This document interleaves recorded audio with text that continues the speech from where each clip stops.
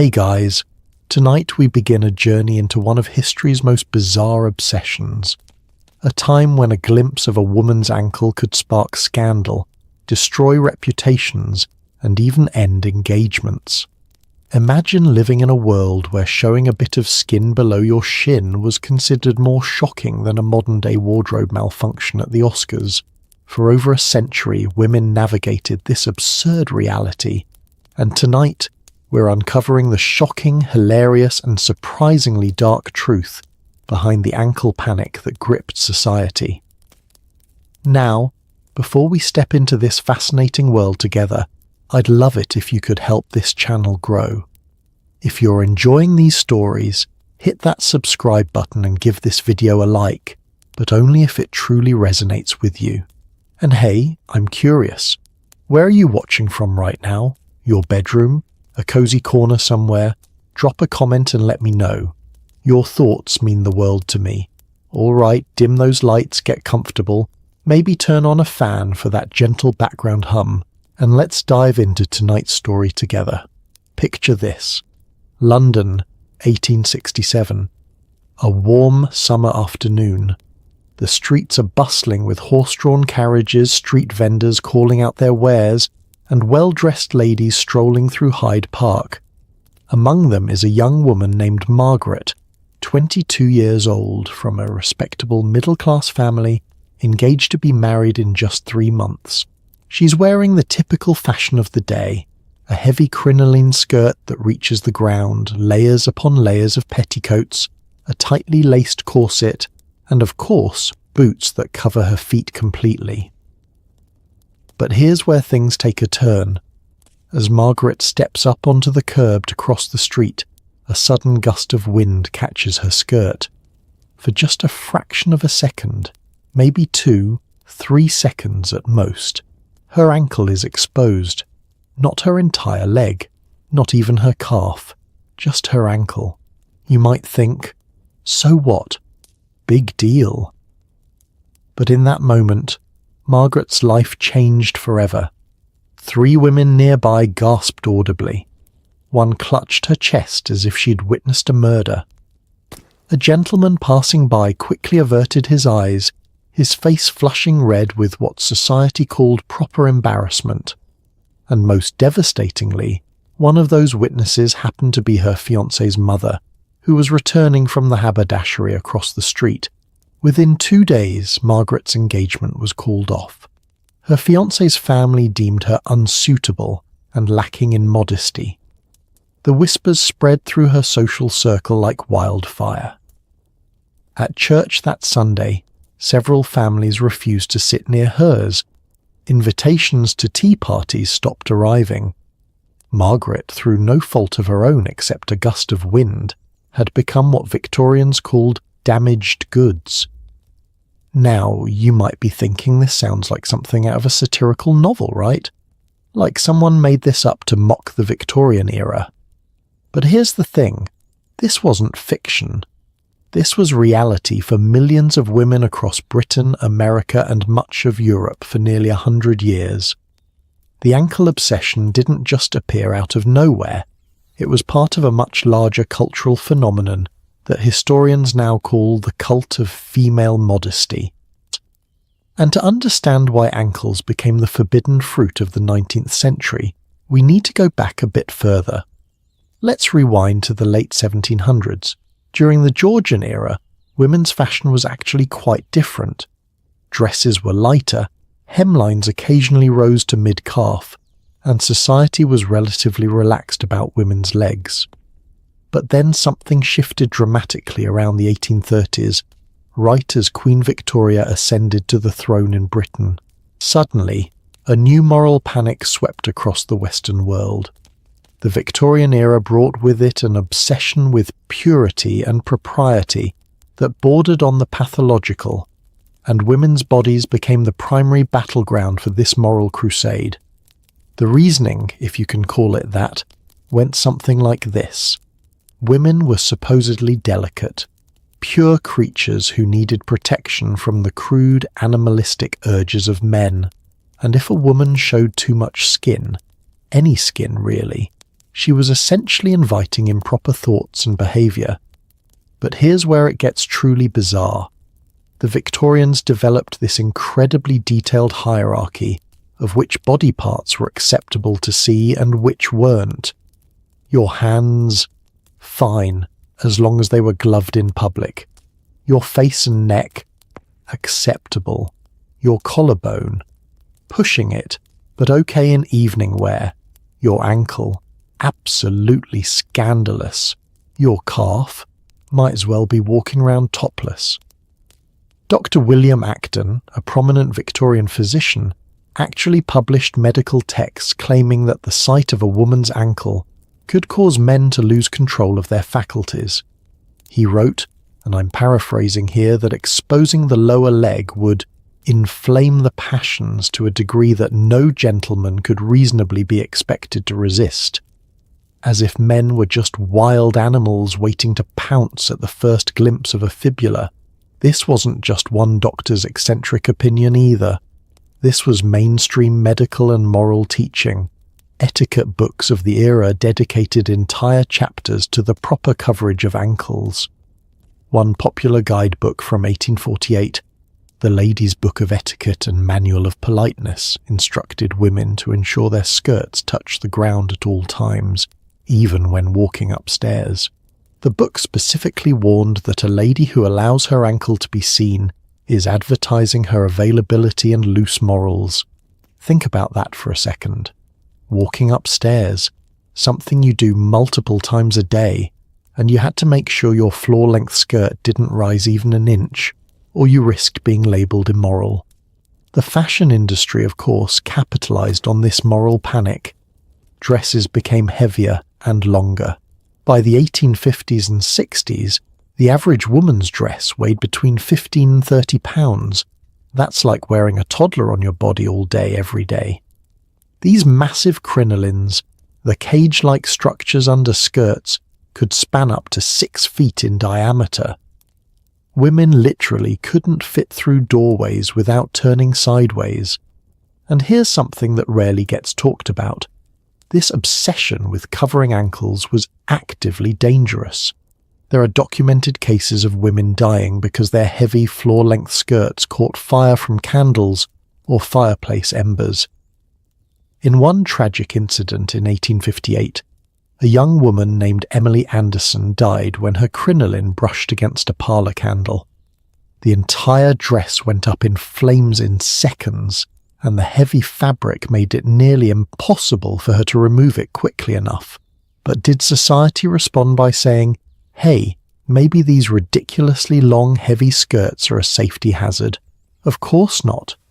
Instead, they invented fireproof crinolines, treated with chemicals that often cause skin rashes and respiratory problems. The solution to a problem caused by modesty rules was more complicated modesty-preserving inventions. The ankle panic extended beyond just everyday life too.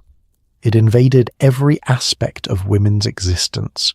At the beach, women were required to wear full-length bathing costumes that we'll talk about more later in our journey tonight. But even in the water, showing an ankle was considered indecent. Special bathing machines, basically wooden changing rooms on wheels, were rolled into the ocean so women could enter the water without anyone seeing their legs. In photography, which was becoming popular in the mid-1800s, women were instructed to sit in specific poses that absolutely guaranteed no ankle exposure. Portrait photographers kept special draping cloths on hand to cover any accidental gaps between a woman's skirt and the floor.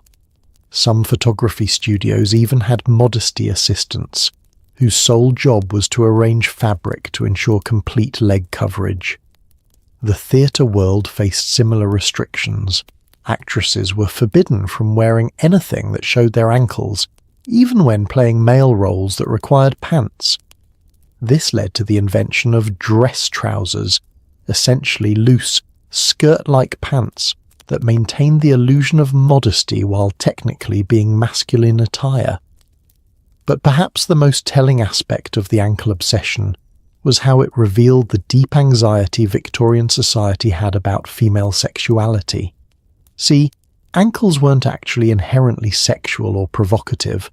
They were sexualized because they were forbidden. It's the classic forbidden fruit phenomenon. By making ankles taboo, society created the very problem it claimed to be preventing. Women understood this paradox, even if they couldn't speak about it openly. In their private letters and diaries, sources that historians have only recently begun to fully explore, many women expressed frustration, confusion, and even amusement at the ankle rules. One diary entry from 1871, written by a woman named Charlotte Pemberton, says, "Today I tripped on my hem and nearly fell into the fishmonger's stall. For a brief moment my boot was visible. 3 ladies tutted at me as if I'd committed murder, yet not one asked if I was injured. What strange times we live in, where a boot is more offensive than indifference to another's suffering." There's something both heartbreaking and darkly funny about that entry, isn't there? A woman nearly injures herself because of impractical clothing designed to hide her ankles, and the social response is to shame her for the visibility rather than question the absurd fashion that caused the near accident in the first place. The economic implications of the ankle obsession were staggering too. The textile industry boomed because women needed so much fabric for these enormous skirts. A single dress could require 20 to 30 yards of material. For middle-class and wealthy families, maintaining a proper wardrobe for their daughters and wives was a significant expense. And for working-class women, the pressure to maintain modesty while also needing to work created impossible contradictions. Factory workers, for instance, were expected to maintain the same modesty standards as wealthy ladies, but their work environments made this nearly impossible. Long skirts would get caught in machinery, leading to serious injuries and deaths. Some progressive factory owners allowed women to slightly shorten their skirts for safety, but this often resulted in public outcry and accusations that the factories were promoting immorality. Servants face similar challenges. Imagine being a housemaid, climbing up and down stairs all day, scrubbing floors, carrying heavy loads, all while ensuring your floor-length skirt never, ever rose high enough to show your ankle. It was exhausting and frankly absurd. Now, here's where the story gets a little more hopeful. Women didn't just passively accept these ridiculous rules. Throughout the Victorian era, there were rebels, women who pushed back against the ankle obsession in clever and sometimes subtle ways. The rational dress movement began in the 1850s and gained momentum over the following decades. Women like Amelia Bloomer advocated for practical clothing that allowed freedom of movement.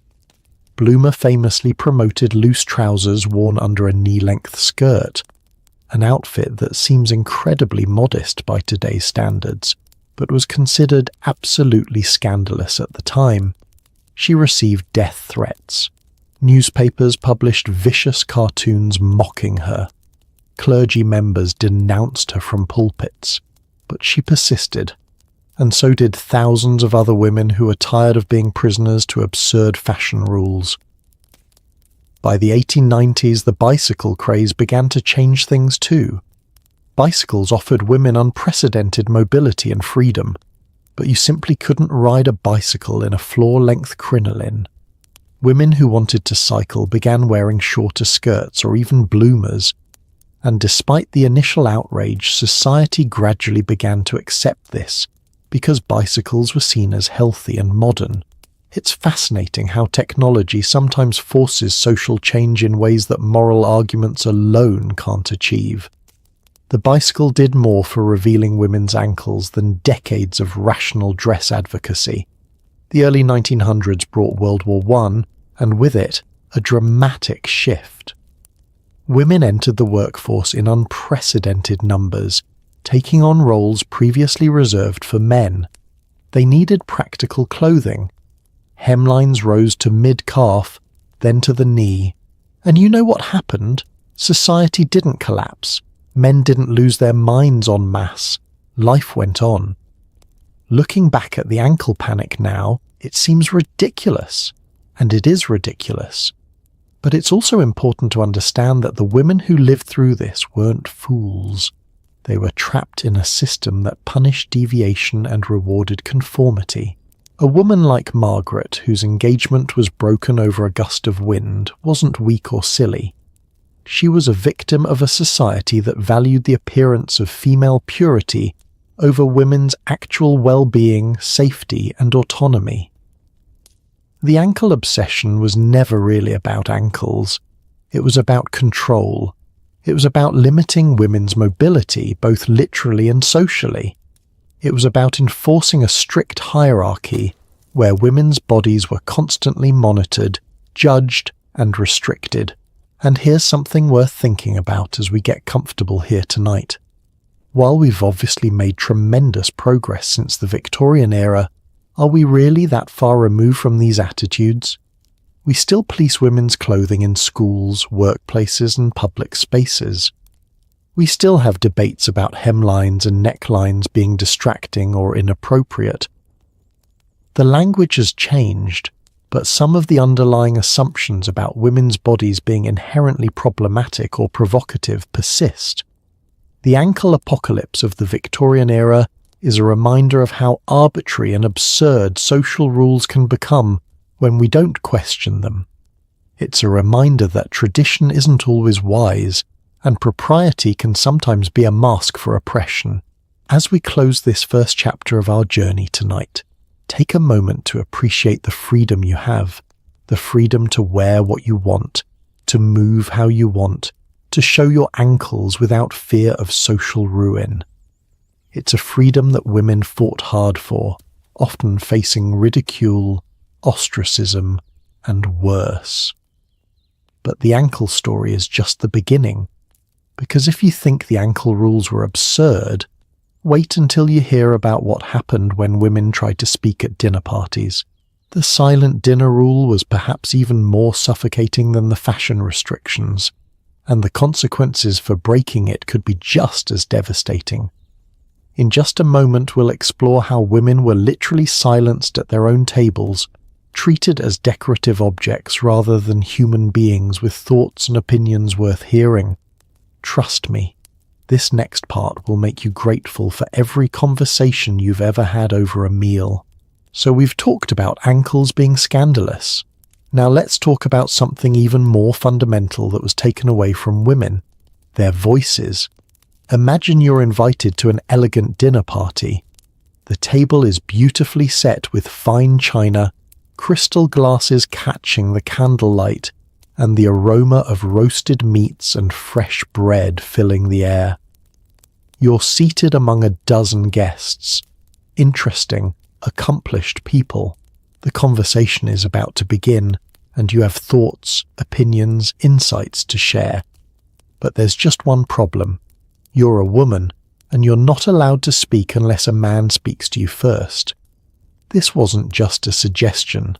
This was an ironclad rule of etiquette that governed dinner tables across Europe and America for generations. And the women who broke this rule, they paid dearly for it. Let me introduce you to someone who learned this lesson the hard way. Her name was Elizabeth Cavendish, and in 1823, at the age of 19, she attended her first formal dinner party at a nobleman's estate in Hampshire, England. Elizabeth was well educated, fluent in 3 languages, an accomplished pianist, and blessed, or perhaps cursed, with a naturally curious mind and an enthusiasm for conversation. The dinner began as it always did. The men seated themselves first, then the women. Servants brought course after course. The gentleman to Elizabeth's left began discussing the recent political developments in Parliament. He made a factual error. Nothing major, just a small mix-up about which committee had proposed a certain bill. Elizabeth knew the correct information. She'd read about it extensively in her father's newspapers, and in what seemed like a helpful gesture she politely corrected him. "Pardon me, sir, but I believe it was actually the Finance Committee, not the Trade Committee, that proposed that measure." The table went silent. Every fork paused mid-air. The gentleman turned to her with an expression somewhere between shock and disgust. The hostess, seated at the far end of the table, visibly paled. Elizabeth had committed what society considered a grave offence. She had spoken to a gentleman without being addressed first, and worse, she had contradicted him in public. The dinner continued, but Elizabeth was effectively frozen out. No one directed conversation to her for the remainder of the meal. When the ladies withdrew to the drawing room afterward, a custom we'll explore more deeply as our night continues, the older women took her aside and scolded her severely. Her mother was mortified. Word of Elizabeth's forwardness spread through social circles, and for the next 2 seasons she received significantly fewer invitations to events. Several potential suitors who had shown interest suddenly became unavailable, all because she spoke when she wasn't supposed to. Now, you might be wondering, where did this insane rule come from? What twisted logic convinced society that women shouldn't be allowed to initiate conversation at their own dinner tables? The roots go back surprisingly far. Medieval banquet etiquette already established hierarchies of speech. Servants couldn't speak to nobility without permission. Children couldn't speak to adults unbidden. But the specific silencing of women intensified during the Renaissance and reached its peak in the Georgian and Victorian eras. The reasoning, documented in countless etiquette manuals from the period, was built on several deeply flawed assumptions. First, there was the idea that women's minds were naturally inferior and their opinions less valuable. An etiquette book from 1774 called The Polite Lady explicitly states, "A woman's thoughts are like children, charming in their innocence but requiring the guidance and correction of masculine wisdom before being shared in company." Can you imagine reading that and being told to accept it as truth about yourself? Second, there was this pervasive belief that a woman who spoke boldly or initiated conversation was displaying unwomanly assertiveness that would make her unmarriageable. The ideal Victorian woman was described in one 1845 conduct manual as a gentle listener, a responsive echoes, never an originator of discourse. Not even an originator of conversation, just an echo. Think about how dehumanizing that is. Third, and perhaps most insidiously, the dinner table silence was part of a larger system of control. If women couldn't speak freely in social settings, they couldn't share ideas, form alliances, or develop the kind of social capital that comes from being recognized as an interesting, intelligent conversationalist.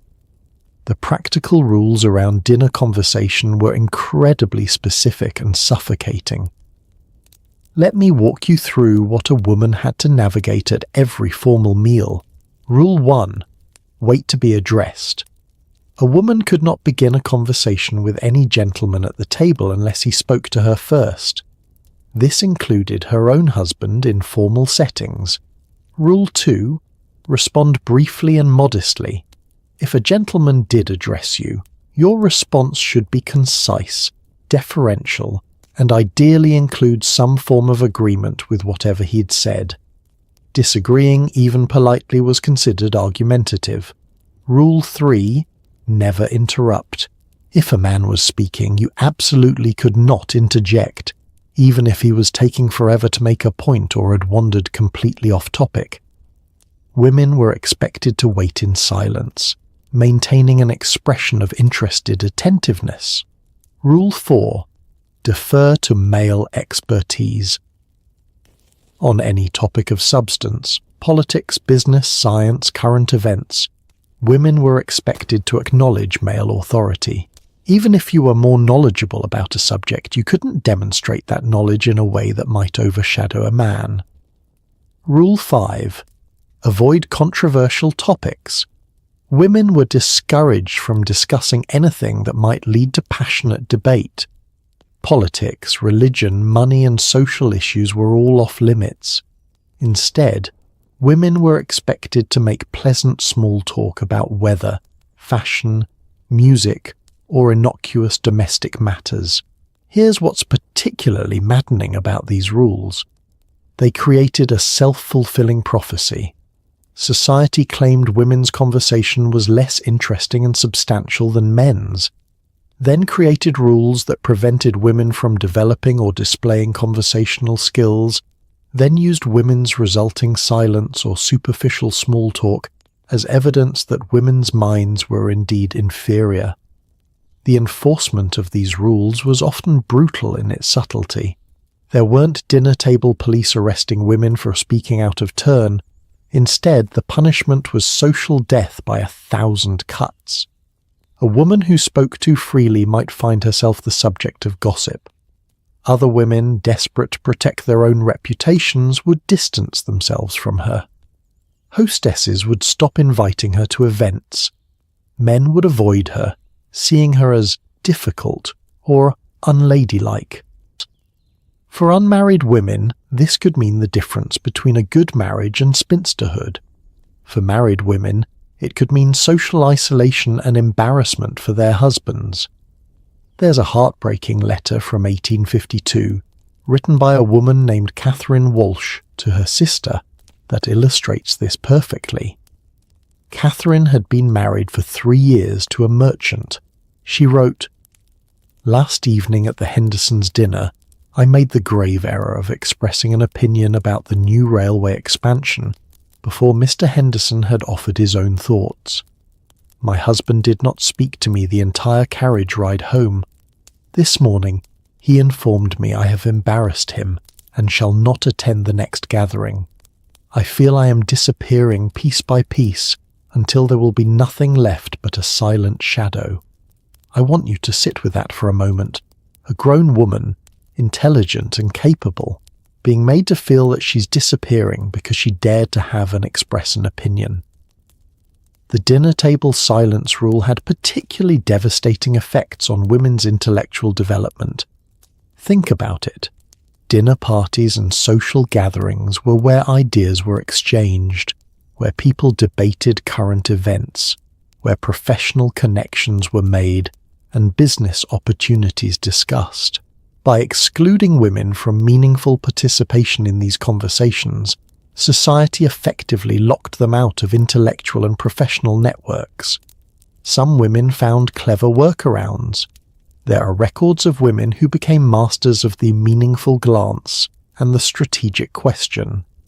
Instead of stating their own opinions directly, they would ask carefully crafted questions that led men to the conclusions they wanted discussed.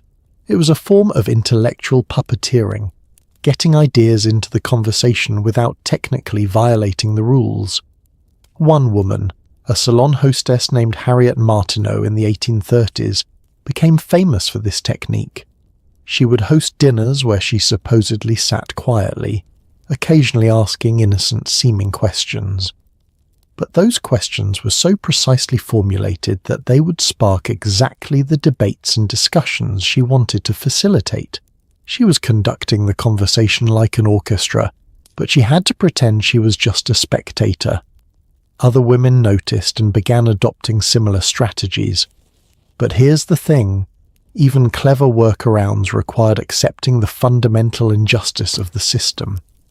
Women shouldn't have had to manipulate conversations from the shadows. They should have been able to participate openly and equally. The children at these dinners absorbed these lessons too. Young girls watched their mothers and older sisters sitting in virtual silence, speaking only when spoken to, and they learned that this was their future. Boys watched their fathers dominate conversations and learned that male voices mattered more. These dinner table dynamics weren't just affecting one generation, they were perpetuating gender hierarchies into the next. There were, of course, exceptions and rebels. Certain aristocratic women, particularly widows who had inherited wealth and thus had some social independence, could get away with more conversational freedom. Women like Lady Mary Wortley Montagu in the 18th century, or George Sand in the 19th century, defied conventions and faced intense criticism for it, but their wealth and status provided some protection. But for the average middle-class or upper-middle-class woman, the dinner table silence was absolute, and it extended beyond just formal dinners.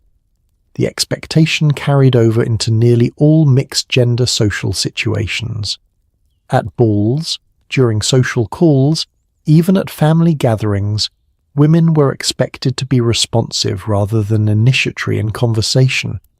The medical establishment, predictably, backed up these social rules with pseudoscientific nonsense.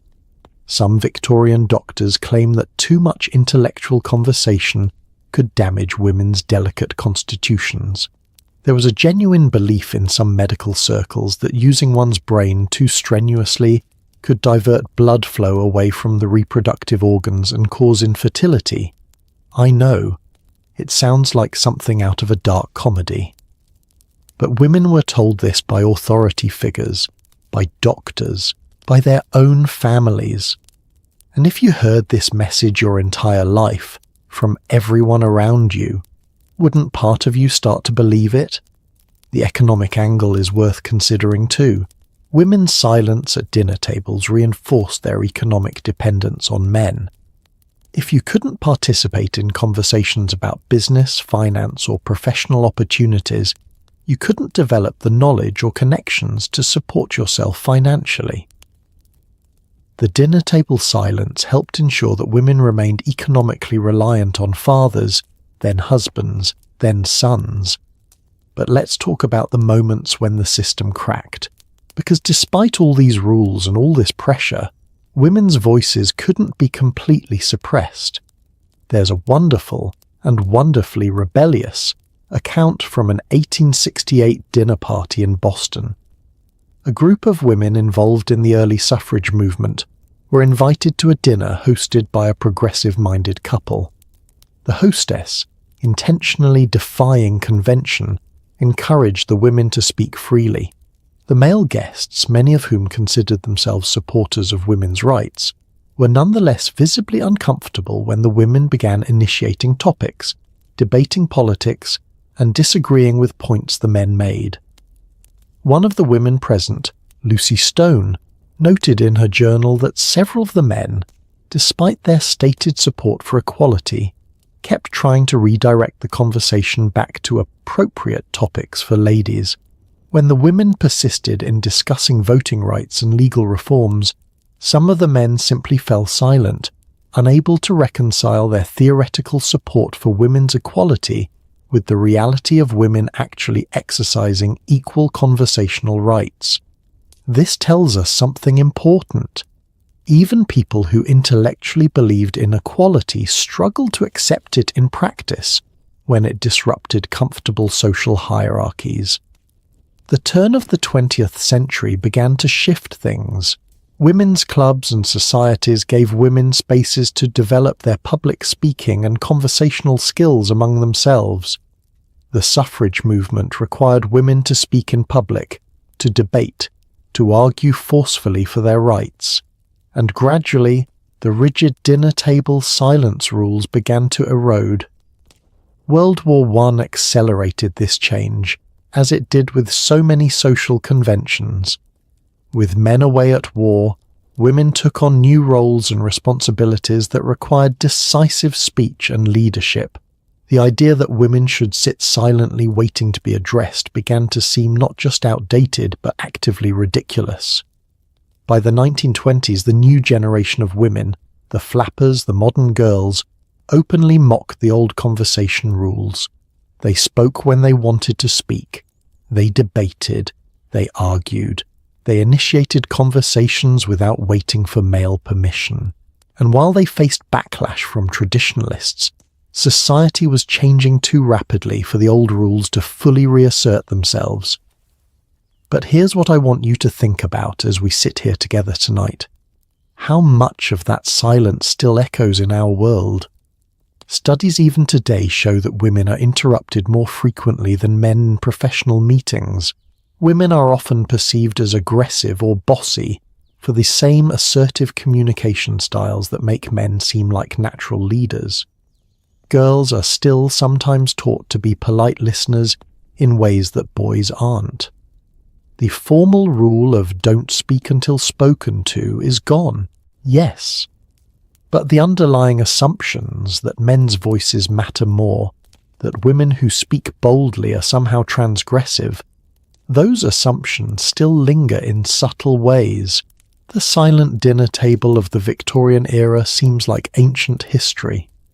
But every time a woman in a meeting gets talked over, every time a girl is told she talks too much when she's just enthusiastic, every time a woman has to modulate her voice or soften her language to avoid being called difficult, that's an echo of those old rules. And recognizing those echoes is the first step to finally silencing them for good. As we move forward tonight, keep in mind just how much women were expected to suppress. Their voices at dinner, their ankles in public. But wait until you hear about what happened when a woman simply fainted. Because in our next part, we're going to explore one of the most bizarre etiquette requirements of all. The expectation that women would strategically faint on purpose, and how this supposedly delicate behaviour was actually required social performance. Trust me, the corset conspiracy is about to get very, very strange. Here's something that sounds completely made up but is absolutely real. There was a time when women were expected to faint. Not accidentally, not because they were actually ill, but strategically, as a display of proper femininity and delicate sensibility. And the tool that helped make this possible, the corset, that seemingly innocent piece of undergarment, was actually a torture device that women were forced to wear from childhood, often causing permanent organ damage, broken ribs, and yes, regular fainting spells that society somehow decided were signs of virtue rather than distress. Let me take you back to Paris, 1851. A young woman named Amélie Rousseau is getting dressed for an opera performance. She's 17 years old, excited about the evening ahead. Her lady's maid begins the lacing process. The corset goes around Amélie's torso, and then the pulling begins. Tighter, tighter. Amélie gasps. She can barely breathe. The maid continues pulling. This isn't cruelty. This is routine. Amélie's waist naturally measures 24 inches. By the time the maid finishes, it's been compressed to 18 inches. 6 inches of her body, squeezed into an unnatural shape by whalebone stays and steel boning. Amélie descends the stairs carefully, taking shallow breaths because deep ones are impossible. At the opera house, she sits in her family's box seat. The performance is beautiful, but Amélie can't fully enjoy it. She feels dizzy. The room seems to tilt, and then, about halfway through the second act, everything goes black. She faints. Her mother doesn't panic.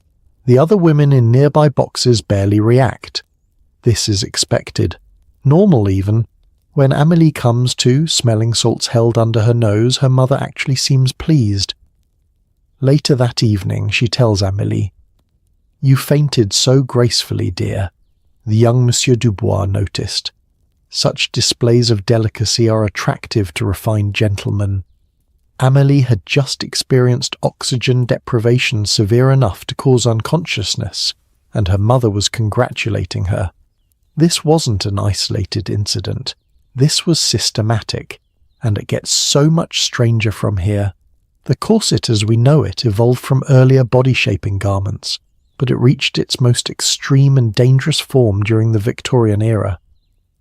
By the mid-1800s, the ideal feminine silhouette required an impossibly tiny waist. The wasp waist was the beauty standard. We're talking waist measurements that would make modern fashion models look robust by comparison.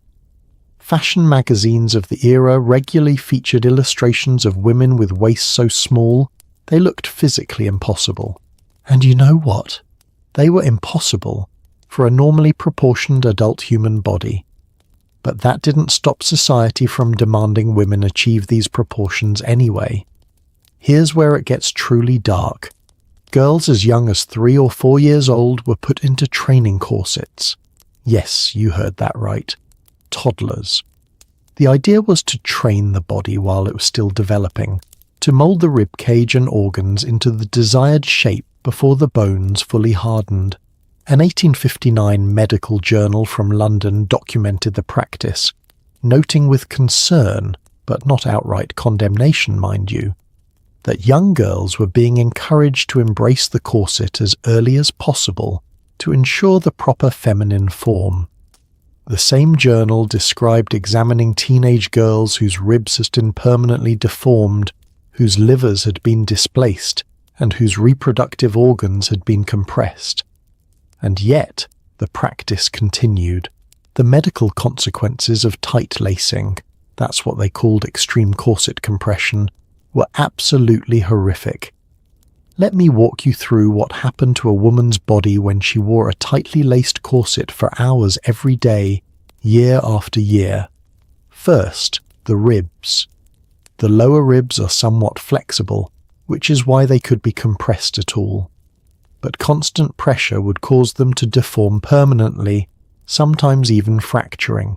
Museum collections today contain corsets with visible bloodstains on the interior, evidence of broken ribs puncturing skin. Second, the organs. Your liver, stomach, intestines. They all need space. When you compress the torso by 6, 7, even 8 inches, those organs have to go somewhere. They get pushed upward and downward, displaced from their natural positions. This caused chronic digestive problems, liver damage, and reproductive issues. Third, breathing. This is the part that caused the fainting. A tightly laced corset made deep breathing impossible. Women could only take shallow breaths from the upper chest. This meant reduced oxygen intake, and reduced oxygen meant dizziness, weakness, and frequent fainting. But here's the truly insidious part. Society took these symptoms of physical trauma and reframed them as evidence of superior feminine delicacy. A woman who fainted easily was seen as more refined, more sensitive, more feminine than a woman who remained sturdy and upright. Medical texts from the period actually described fainting as a natural feminine response to strong emotion or stimulation. They weren't acknowledging that the fainting was caused by oxygen deprivation from artificial body compression. They were calling it an inherent trait of womanhood. There's a particularly revealing quote from an 1867 etiquette manual called The Young Lady's Friend that states, "A lady of true refinement will exhibit a becoming fragility of constitution. She should be subject to occasional faintness, as this demonstrates the exquisite sensitivity of her nervous system and the purity of her nature." Read that again. Passing out from lack of oxygen was considered proof of purity, and women were actually taught how to faint properly. Yes, there were lessons. The graceful feint was a skill young ladies were expected to master. You couldn't just collapse like a sack of potatoes. That would be undignified. No, you had to sway slightly, place a hand to your forehead, and then descend in a controlled, elegant manner, preferably into the arms of a nearby gentleman. Some women became such experts at strategic feinting that they could do it on cue. Feeling bored at a social gathering? Feint. Want to exit an awkward conversation? Feint. Need male attention or sympathy? Feint. It's almost funny in how manipulative it was, except it was built on a foundation of actual physical suffering. The fashion industry, of course, profited enormously from this system. Corset manufacturers were everywhere. By the 1880s, it was a multi-million-dollar international industry. Some companies advertised corsets that could reduce your waist by up to 10 inches. They marketed these as health products, claiming they provided support and promoted good posture. The reality? They were selling organ damage and oxygen deprivation. And if you think the corset industry would admit any health concerns, think again. When doctors began publishing studies about the dangers of tight lacing in the 1870s and 1880s, the industry fought back hard. They funded their own research, claiming corsets were actually beneficial. They had celebrity endorsements, famous actresses and socialites who swore by their corsets. Does this sound familiar? It's the same playbook used by tobacco companies in the 20th century, by food industries today.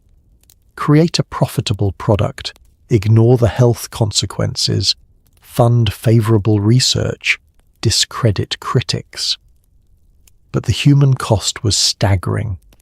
Women suffered chronic pain that they were expected to endure silently because complaining would be unladylike.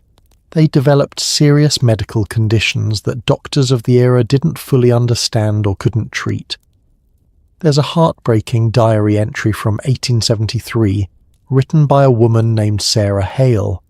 She was 28 years old, married, and had been wearing tightly laced corsets since age 12. She wrote, "I have not taken a full breath in 16 years. Sometimes I dream I am running through a meadow, breathing deeply, and I wake up gasping in my corset. I wonder if this is what my whole life will be, a slow suffocation that everyone pretends is beauty." That's not poetry. That's a woman describing her lived reality. The psychological impact of this constant physical restriction shouldn't be underestimated either. Imagine spending your entire life unable to breathe fully, unable to move freely, in constant discomfort. How would that affect your mental state, your sense of yourself? Some historians argue that the corset was one of the most effective tools of patriarchal control ever invented, because it quite literally restricted women's physical capacity. You can't run in a corset, you can't fight, you can't do physically demanding work, you become dependent on others for tasks that require strength or endurance. And because women were told from childhood that corsets were necessary, that going without one was improper and shameful, many women internalized this restriction. They policed themselves and each other. There are accounts of women who, even when alone in their own homes, felt uncomfortable removing their corsets. The physical restriction had become psychological. The cage was so ingrained that even when the door was unlocked, they couldn't walk through it. But not all women accepted this quietly. Throughout the 19th century, there were voices of resistance.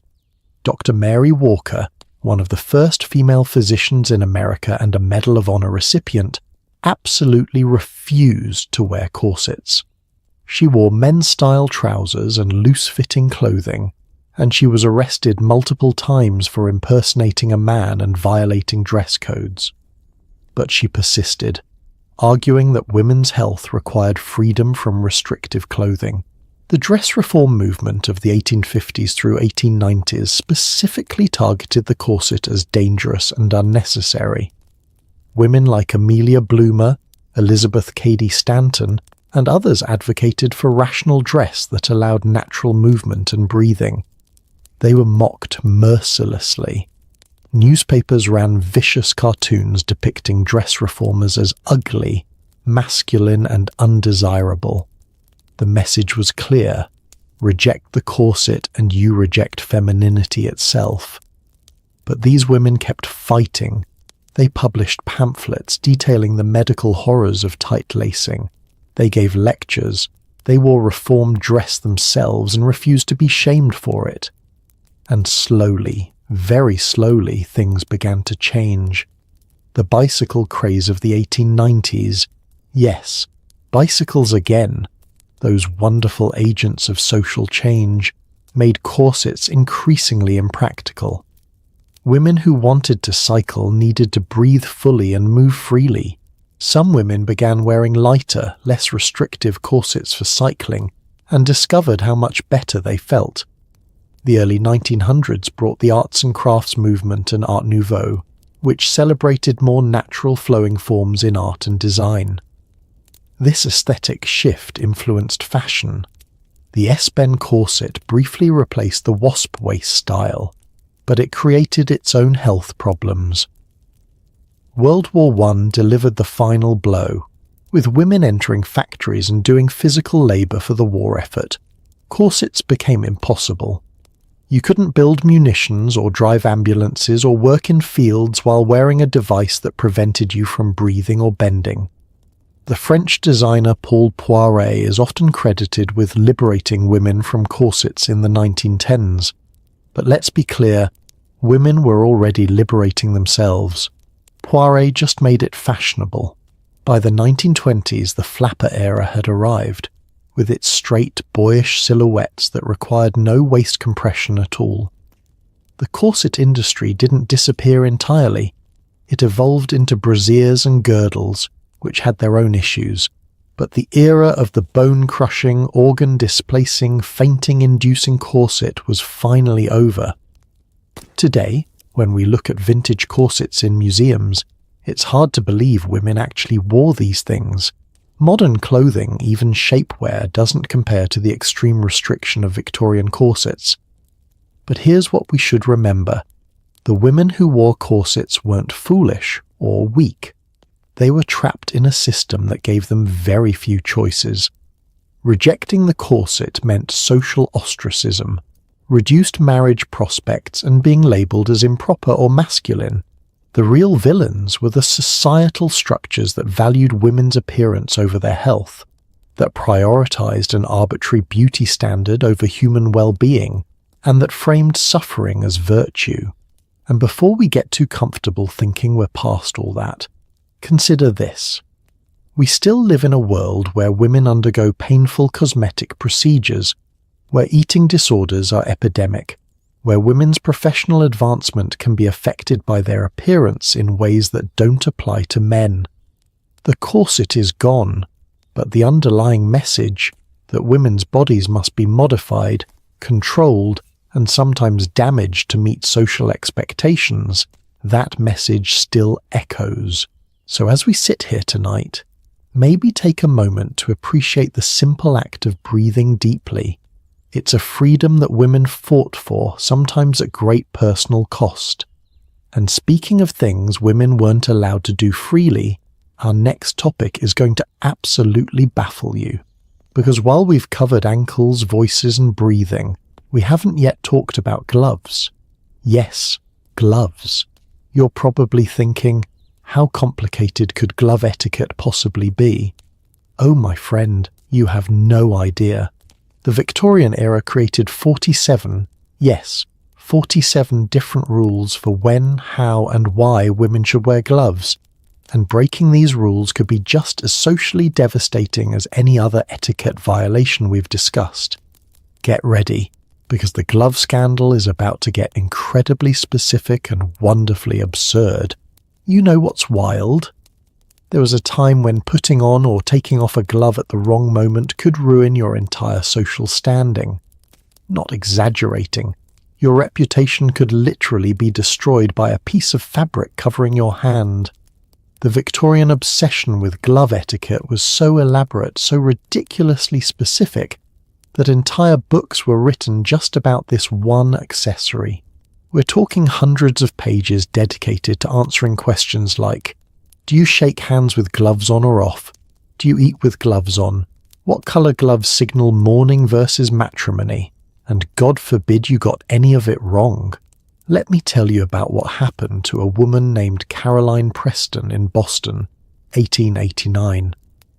Caroline was invited to a prestigious afternoon tea at the home of Mrs. Henrietta Lowell, one of Boston's most influential society women. This was a big deal. An invitation from Mrs. Lowell could make or break your social position. Caroline arrived wearing beautiful cream-coloured kid leather gloves, perfectly appropriate for an afternoon event. She was ushered into the drawing room where about a dozen other ladies were already assembled. Tea was served, delicate sandwiches, petit fours, polite conversation. Then came the moment that would haunt Caroline for years. A servant offered her a small plate of finger sandwiches. Without thinking, Caroline reached for one while still wearing her gloves. The room didn't gasp audibly. That would have been too crude. Instead, there was a subtle but unmistakable shift in atmosphere. A few eyebrows raised ever so slightly. Mrs. Lowell's expression went from polite warmth to icy distance. The woman next to Caroline actually leaned away, as if gloved sandwich eating was contagious. Caroline had committed a cardinal sin of glove etiquette. She had touched food while gloved.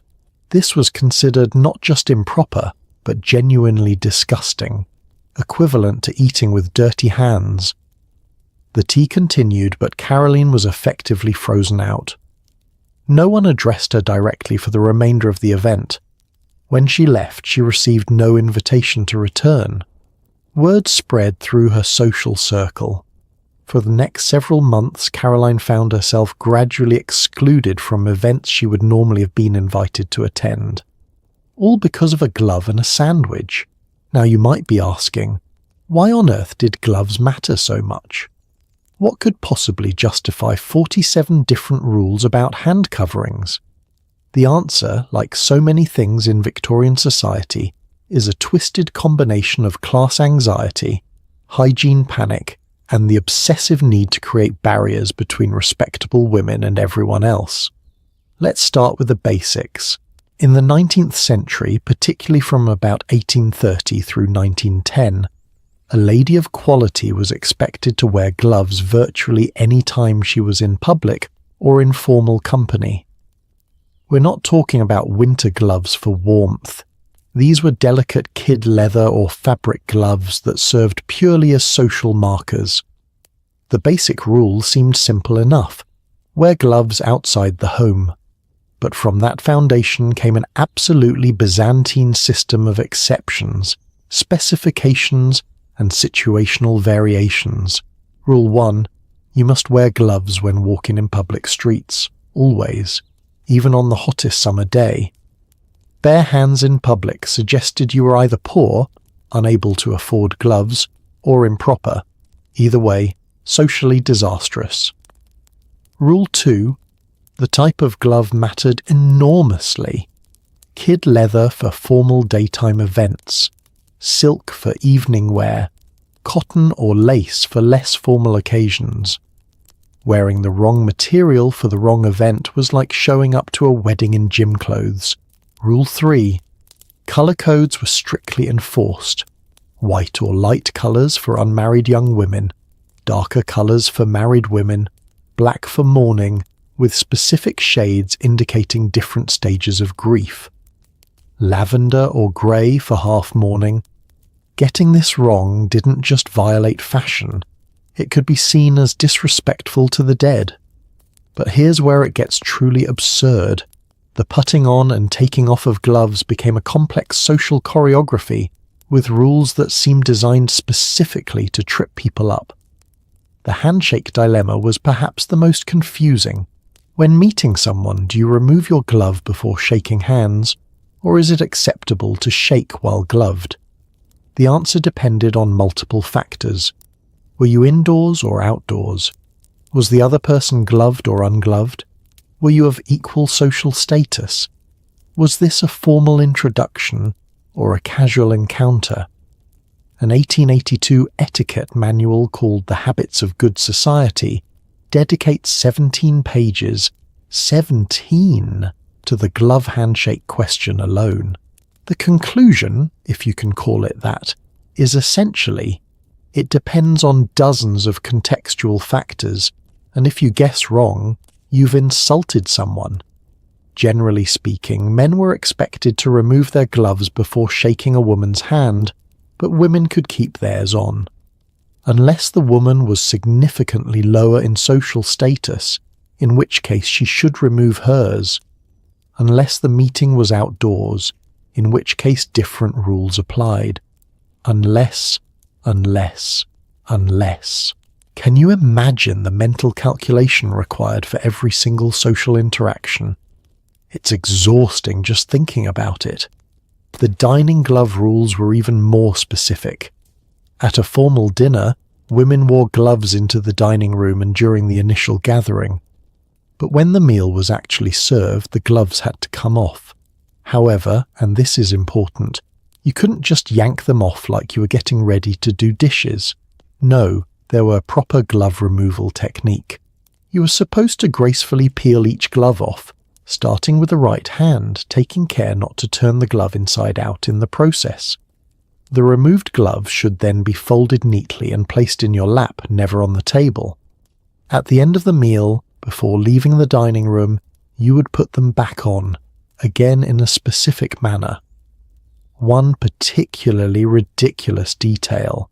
If you needed to adjust your hair or touch your face during dinner, you were not supposed to use your bare hands. You should first put your gloves back on, make the adjustment, then remove them again. Because apparently bare hands touching your own face was somehow more offensive than the complicated glove gymnastics. There's a wonderful account from a young woman's diary dated 1876, where she describes attending her first formal dinner and becoming so anxious about the glove choreography that she barely ate anything. She wrote, "I was so occupied with watching when others removed and replaced their gloves that I could hardly taste the food. I removed mine when I saw Mrs. Hartwell remove hers, but then I noticed Miss Pemberton still had hers on, and I panicked, wondering if I had erred. The entire meal was an agony of uncertainty." That's what these rules did. They turned basic human activities like eating and greeting people into minefields of potential humiliation. The absurdity extended to specific activities too. There were different rules for gloves at the opera versus the theatre, different rules for garden parties versus indoor receptions, different rules for church versus shopping. At church, you kept your gloves on during the service but removed them when taking communion. At the opera, you wore full-length gloves but could push them down to your elbows during the performance, but only during, not during intermission. When shopping, you wore gloves but might remove one hand if you needed to handle money, though some etiquette books suggested you should keep them on and have the shopkeeper handle the coins for you. And then there were the dance gloves. Evening balls had their own entire subset of glove rules. Women wore long gloves that extended past the elbow. These had to stay on during dancing, even though your hands would get sweaty and uncomfortable. But if refreshments were served, you needed to remove them, eat, then put them back on for more dancing. Some evening gloves had dozens of tiny buttons running up the arm. Getting them on and off required assistance, which meant you needed to bring a maid with you to balls or impose on a friend. The whole system basically required you to be wealthy enough to have help with your clothing. This brings us to an important point. Glove etiquette was inherently classist. Poor women couldn't afford multiple pairs of gloves in different materials and colours for different occasions. Working women couldn't keep their gloves pristine. Gloves got dirty, and cleaning them was expensive. So glove rules became a way to immediately identify and exclude people who weren't of the right class. A woman with worn gloves, or the wrong colour gloves, or heaven forbid no gloves at all, was immediately marked as lower class and could be dismissed or excluded. The glove industry naturally loved this system. By the 1890s, glove manufacturing was a massive international business. France, particularly the town of Grenoble, became famous for fine glove making. A wealthy woman might own 50 or more pairs of gloves. This represented serious money. The industry had every incentive to keep the rules complicated and ever-changing. Fashion magazines, many of which received advertising money from glove manufacturers, regularly published new guidelines and recommendations, ensuring that last season's gloves were now inappropriate and new ones must be purchased. There's a particularly cynical example from an 1893 fashion magazine that declared, "This season, the discerning lady will note that gloves worn to afternoon teas should now extend precisely 2 inches above the wrist, rather than last year's 3 inches. Those with last year's gloves must update their wardrobe to avoid appearing hopelessly behind the times. 2 inches versus 3 inches, as if anyone could actually tell the difference, or as if it mattered in any meaningful way. But it sold gloves. The medical establishment weirdly got involved too. Some doctors claimed that wearing gloves protected women's delicate skin from sun damage and aging. Other doctors warned that wearing gloves too frequently would make the hands weak and dependent on external support, like how wearing corsets supposedly weaken the torso muscles. Both positions were mostly nonsense, but they gave the glove obsession a veneer of scientific legitimacy. One aspect of glove culture that's particularly interesting is how it intersected with romance and courtship. There was an entire language of gloves that couples could use to communicate. If a woman dropped her glove in front of a man, it was an invitation for him to pick it up and return it to her, initiating a conversation. If she accepted a pair of gloves as a gift from a man she wasn't related to or engaged to, it was considered improper and suggested intimacy. If she wore a man's favour, a ribbon or flower, tucked into a glove at a ball, it signalled her attachment to him. Young people found ways to use the glove rules to create small moments of connection in a world that otherwise kept them strictly separated. The brush of fingers when a glove was being handed back, the intimacy of a man helping a woman pull on or remove her gloves. These became charged with romantic meaning precisely because so much other physical contact was forbidden. But the rules also created genuine hardship. There are accounts of women developing skin conditions from constant glove wearing. The dyes used in coloured gloves sometimes contained toxic substances.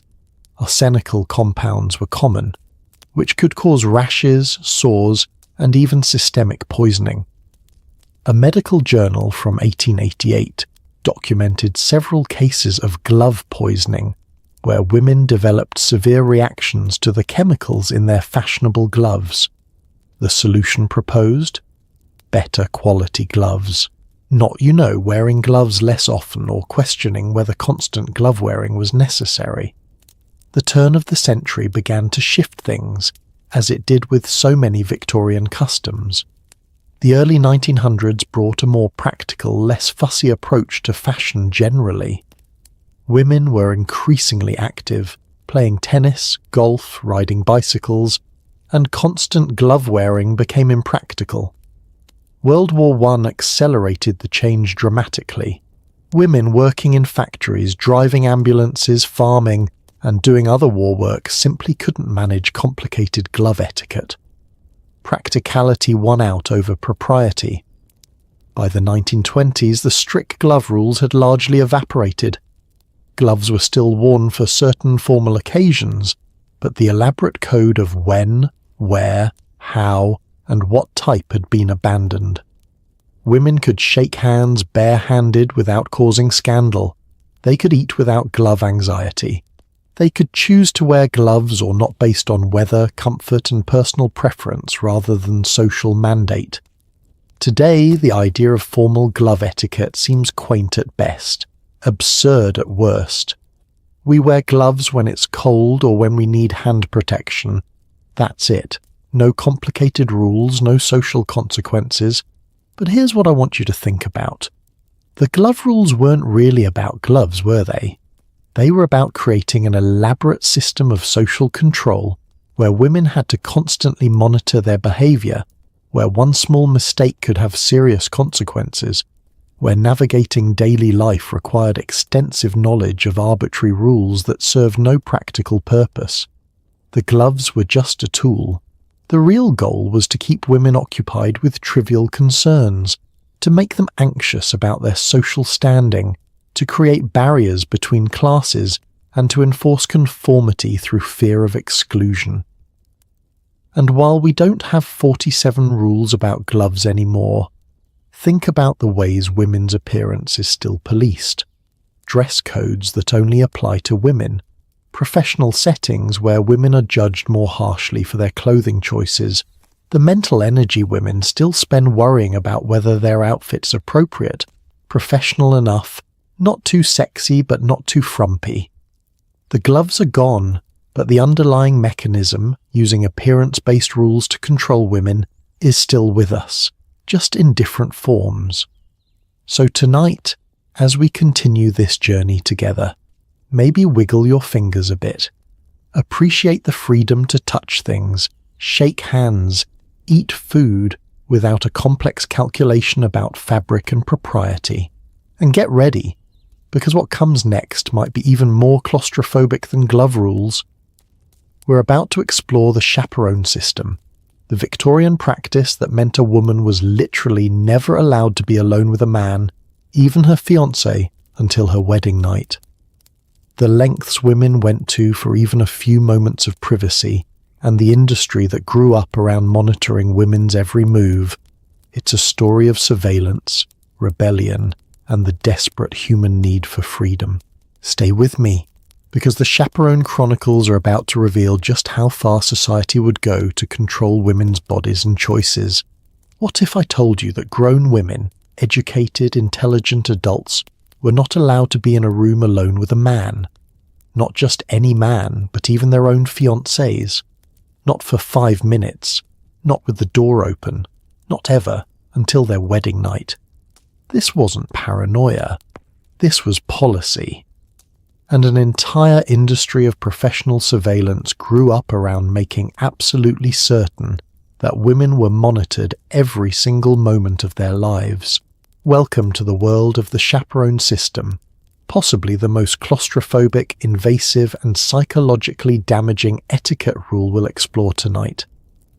Let me take you to New York City, 1895. Meet Eleanor Hartley, 21 years old, engaged to a man named Thomas, whom she's known for exactly 6 months, through carefully supervised courtship. They've never been alone together, not once. Every conversation, every walk in the park, every visit has been monitored by Eleanor's aunt, her mother, or a hired chaperone. Thomas has proposed, with Eleanor's father present in the room naturally. They're planning to marry in 3 months, but they still cannot be alone together. They cannot have a private conversation about their future, their feelings, their hopes or fears. Every word they speak is overheard by a third party.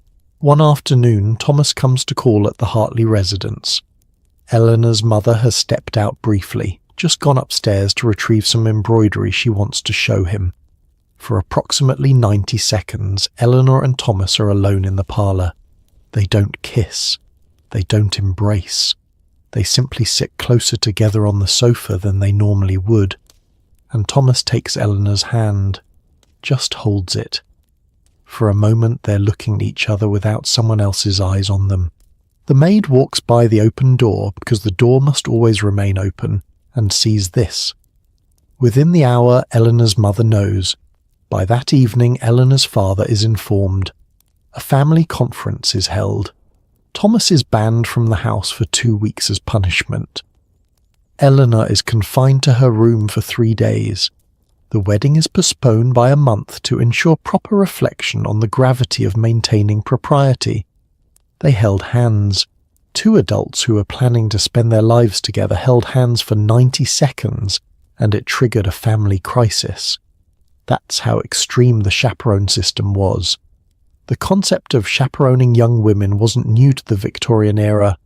Wealthy families had been providing supervision for unmarried daughters for centuries, but the 19th century transformed it from occasional oversight into an all-encompassing system of surveillance that governed nearly every moment of a young woman's life outside her bedroom.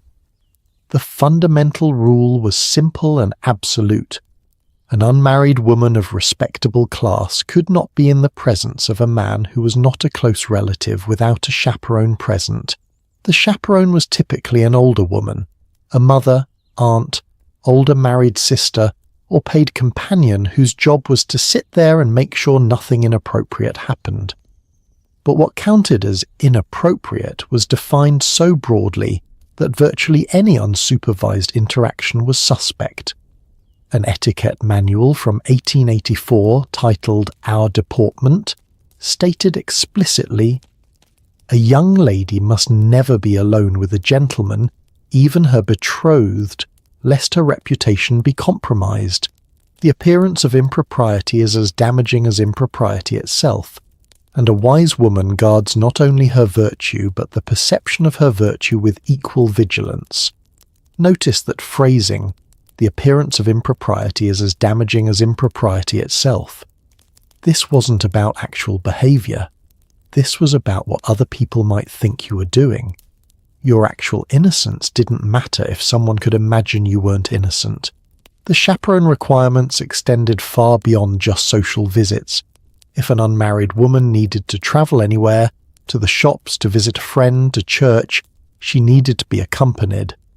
Going out alone was simply not done in respectable society.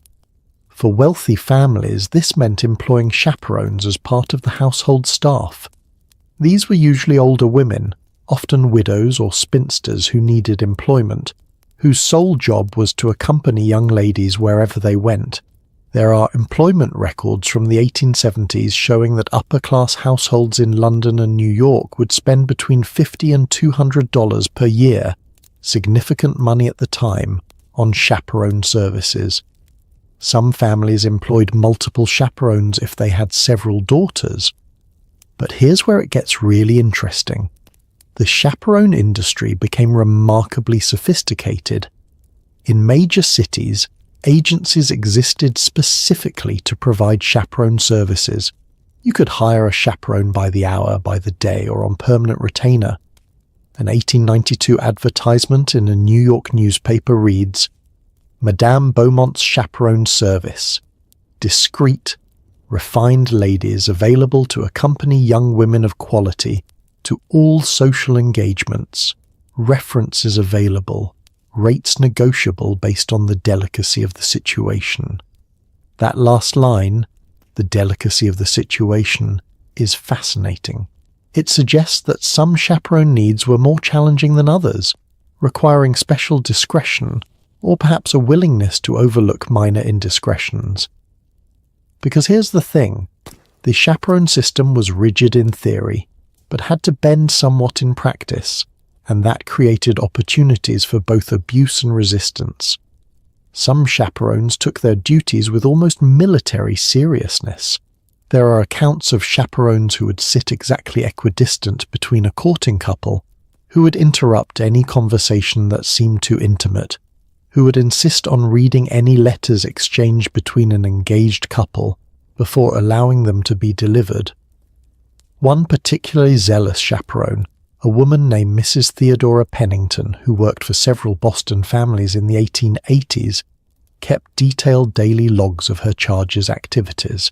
Her journals, which survive in a historical collection, make for fascinating reading.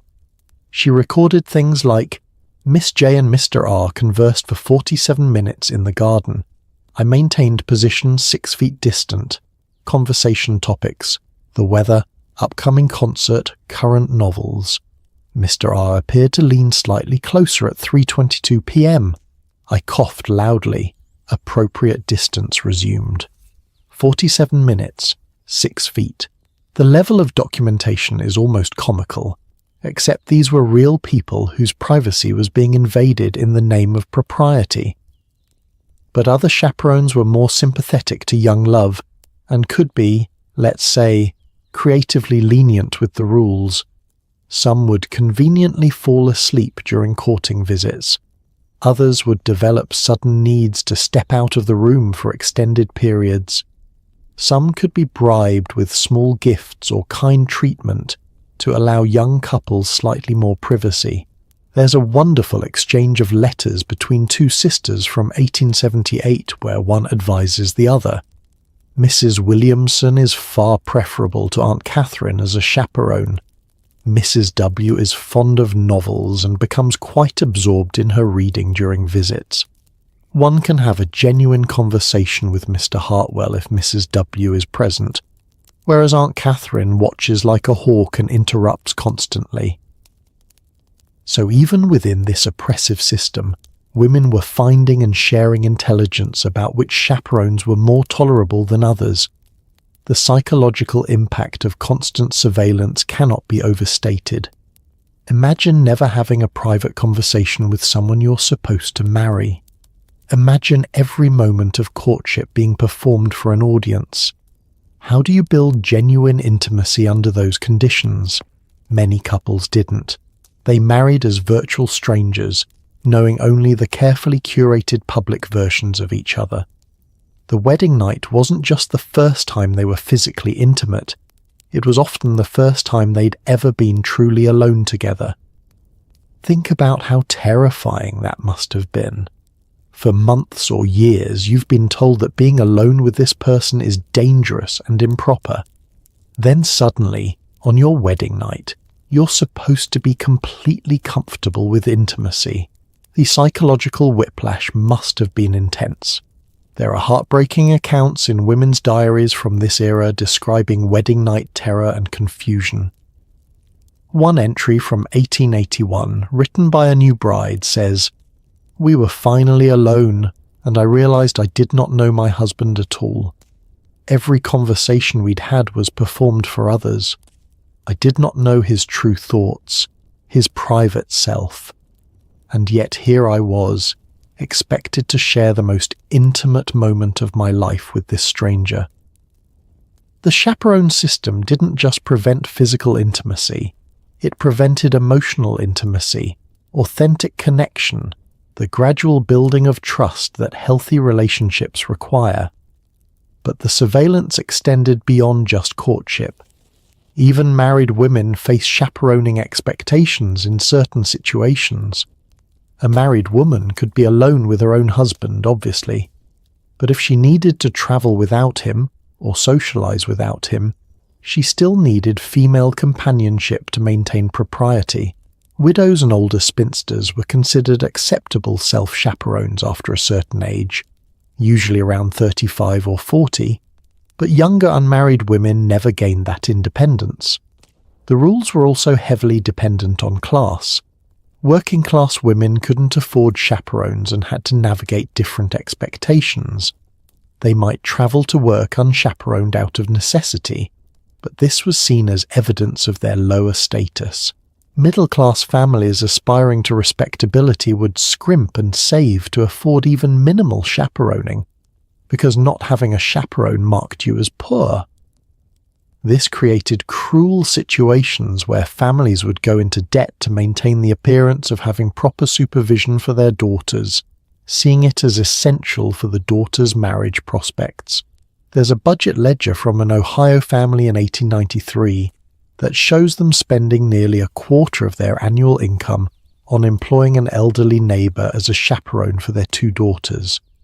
They cut back on food, on heating, on necessary household repairs, but the chaperone was considered non-negotiable.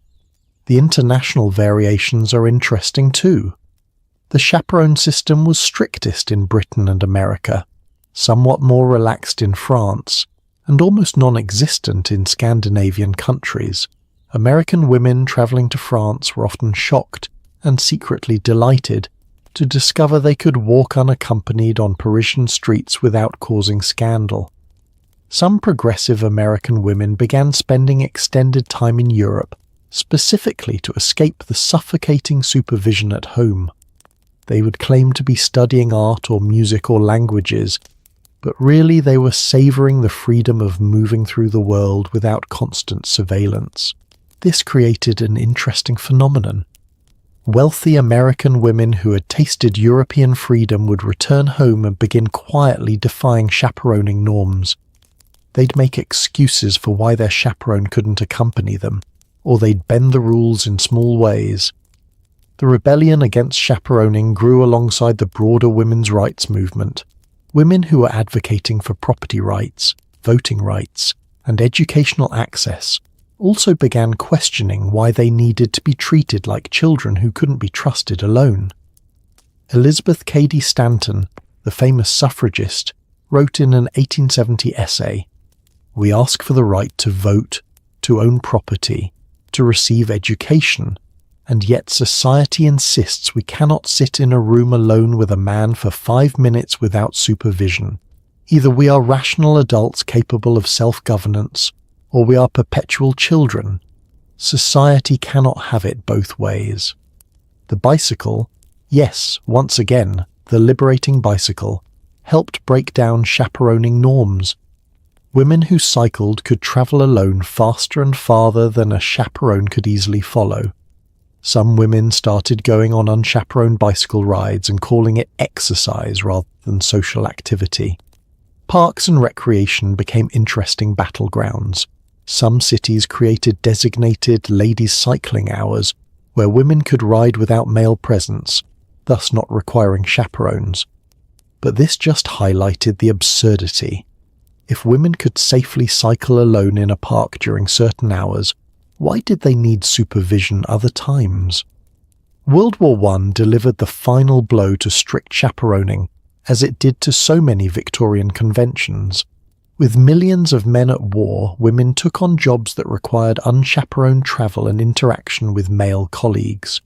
Female ambulance drivers, munitions workers, nurses, they couldn't function with chaperones hovering over them.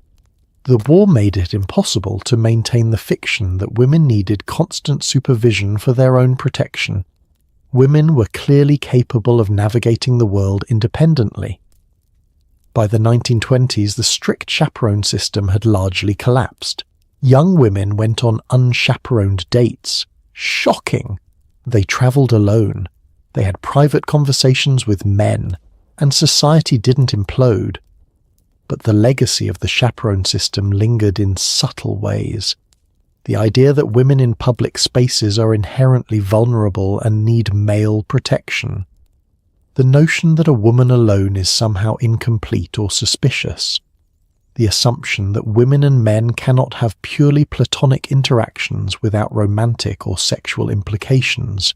These ideas still surface in modern discussions about women's safety, workplace interactions and social dynamics.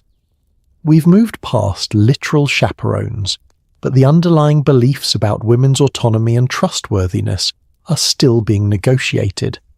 Here's something to consider. The chaperone system wasn't really about protecting women's virtue. If it were, men would have been chaperoned too, right? Why were men trusted to be alone with women, but women couldn't be trusted to be alone with men? The system was about control. It was about limiting women's mobility, preventing independent relationships, ensuring that women's social connections were monitored and approved by family and society. It was about making sure women couldn't form alliances, share information, or develop autonomy outside approved channels. The chaperone was a human leash, and the message was clear. You cannot be trusted to govern yourself. So tonight, as we sit here in the quiet, think about the simple freedom of privacy, the ability to have an unmonitored conversation, to go for a walk alone, to choose your own company without justifying it to someone else. These aren't small freedoms, they're fundamental to human dignity and autonomy. And they were systematically denied to women for generations. Now, if you thought constant surveillance was invasive, wait until you hear about the calling card system, a social ritual so complex and time-consuming that women could spend entire afternoons just delivering and receiving tiny pieces of printed cardstock. The rules were so specific that one wrong fold or one missed visit could end a friendship or ruin a social season. This wasn't just etiquette. It was a full-time job with no pay and devastating consequences for mistakes. Let's dive into the calling card catastrophe, because you won't believe how much of women's lives were consumed by this elaborate performance. There's exhausting, and then there's spending 3 hours every Tuesday and Thursday afternoon driving around town in a carriage, stopping at house after house, leaving tiny pieces of cardstock with your name printed on them, engaging in exactly 15 minutes of polite conversation at each stop, and meticulously recording who was home, who wasn't, and whether the corners of their cards were folded. This wasn't a hobby. This was mandatory social maintenance for any woman who wanted to remain part of respectable society. And getting it wrong, folding the wrong corner, staying too long, visiting on the wrong day, could mean social exile. Let me introduce you to the calling card catastrophe through the experience of a woman named Beatrice Morton, Philadelphia, 1887. Beatrice was newly married and had just moved into her husband's social circle, which was considerably more elevated than her own family's. She was determined to make a good impression and establish herself properly. The calling card ritual seemed straightforward enough when her mother-in-law explained it. You had cards printed with your name. You visited other ladies on their designated at-home days. You left cards. You received cards. Simple, right? Except it wasn't simple at all. Beatrice's first mistake happened during her second week of calling. She visited Mrs. Elizabeth Whitmore, a prominent society matron, on a Thursday afternoon. Mrs. Whitmore wasn't receiving visitors that day. Her at-home day was actually Friday. Beatrice didn't know this because she hadn't yet obtained the complete list of everyone's designated days. So she left her card with the servant, thinking this was the polite thing to do. But she folded the top right corner of the card, which in calling card language meant, "I came in person." Since she'd been told Mrs. Whitmore wasn't home, she should have left the card unfolded, or folded the bottom left corner, which meant, "I sent my card via servant." Mrs. Whitmore, upon seeing the incorrectly folded card and noting that Beatrice had called on the wrong day, interpreted this as either ignorance or rudeness. She did not return the call. In calling card etiquette, if someone calls on you and you don't return the call within 1 week, you've essentially declared that you do not wish to continue the acquaintance. It's a social cut, delivered silently through the absence of a tiny piece of paper. Beatrice, not understanding what had happened, made another mistake. She called on Mrs. Whitmore again the following week, trying to be friendly. This was seen as pushy and inappropriate. Once your call has been ignored, you don't try again unless the other person initiates. Word spread through Philadelphia society that the new Mrs. Morton was socially clumsy and didn't understand proper calling etiquette. Several other women became not at home when she called. Her mother-in-law was mortified. Beatrice spent the next 6 months trying to rebuild her reputation, studying calling card rules with desperate intensity, all because of folded corners and timing. The calling card system reached its peak of absurd complexity in the second half of the 19th century, particularly in Britain and America. What started as a practical way to let someone know you'd stopped by evolved into an incredibly elaborate social code with rules so specific that entire books were written just about card etiquette. Let's break down how this system actually worked, because understanding the details really drives home how time-consuming and mentally exhausting this was. First, you needed cards. Not just one set, but multiple sets. Married women had cards with their husband's full name, Mrs. John Robert Ashworth. They also had cards with just their own formal name. Some occasions required joint cards showing both the husband's and wife's names. If you had adult daughters living at home, you needed cards that listed them, Mrs. Ashworth and the Mrs. Ashworth. The cards themselves had to be precisely the right size and quality. An 1882 etiquette guide specifies, cards should measure 3.5 inches by 2.5 inches for married ladies, slightly smaller for unmarried ladies. The paper must be of good quality Bristol board, ivory or cream coloured. The printing should be in black using a refined script. Any deviation from these standards marks one as either ignorant or pretentious. The printing alone was an expense. Quality engraved cards cost money, and you went through them quickly if you were actively maintaining a social life. Women would order cards by the hundreds. Account books from the period show regular expenses for card printing, sometimes representing a significant portion of a household's discretionary budget. Now, once you had your cards, you had to understand when and how to use them. Every woman of social standing had designated at-home days, specific afternoons each week when she would receive visitors. These weren't open houses.